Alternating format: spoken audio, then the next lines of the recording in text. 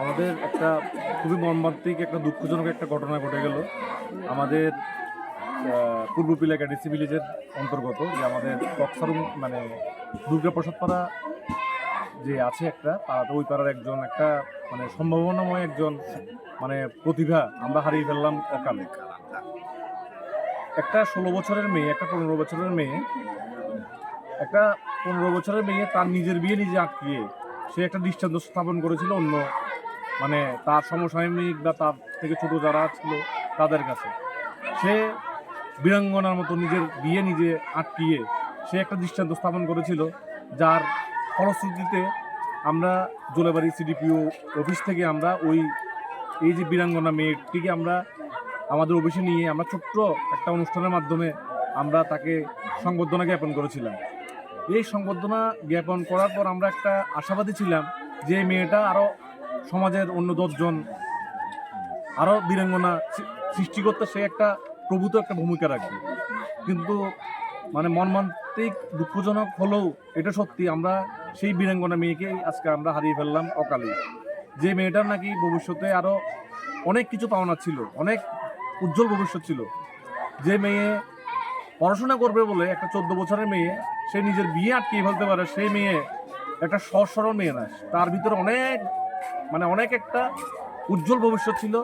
তো সেটা আমরা হারিয়ে ফেললাম। যাই হোক, ওই বীরাঙ্গনা মেয়েটি তো নিজের জীবন দিয়ে সমাজের অন্যান্য যারা মাতা পিতা আছে তাদেরকে শিখিয়ে গেল যে 18 বছরের নিচে কোনো মেয়েকে বিয়ে দেওয়া যে ওই মাতা বা পিতার ক্ষেত্রে কত বড় একটা মানে অন্ধকার নামিয়ে আনতে পারে, সেটা ও মানে খুব সুন্দরভাবে দেখিয়ে দিয়েছে।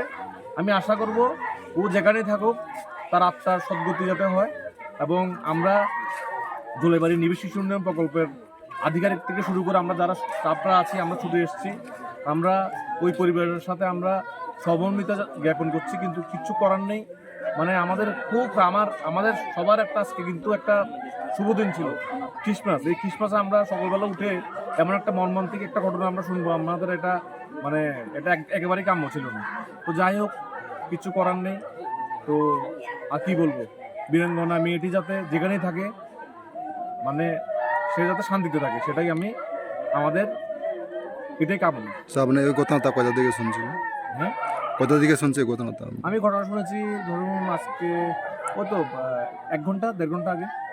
আপনার কি মনে হয় উনি কি পারিবারিক মানে সমস্যা আছে না? মানে দেখুন, মেয়েটার চেহারা তো আমি নিজে থেকে আমি মেয়েটাকে সম্বোধনা দিয়েছি, মেয়েটার চেহারার মধ্যে কিন্তু একটা বীরত্বর ভাব ছিল। মেয়েটা কিন্তু হার মানার মানসিকতা ছিল না।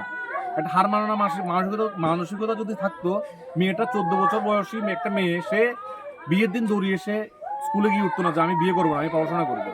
তো কি হলো, আপনারা পুলিশ এসছে, বাইগড় থানা এসছে, দেবদাউ থানা, ফাঁড়ি থানা এসছে, বসে দেখবেন কি ভিতরগত কি ঘটনা আছে, কি আমি আশা রাখবো পুলিশ প্রশাসন যাতে এই তদন্ত সুন্দরভাবে করে সুস্থ তদন্তের মাধ্যমে মূল ঘটনাটা তুলে আনে, এবং এটার পরিপ্রেক্ষিতে অন্য কোনো মেয়ে যাতে এই পরিণতি না হয় সেটা আমি আবেদন রাখছি।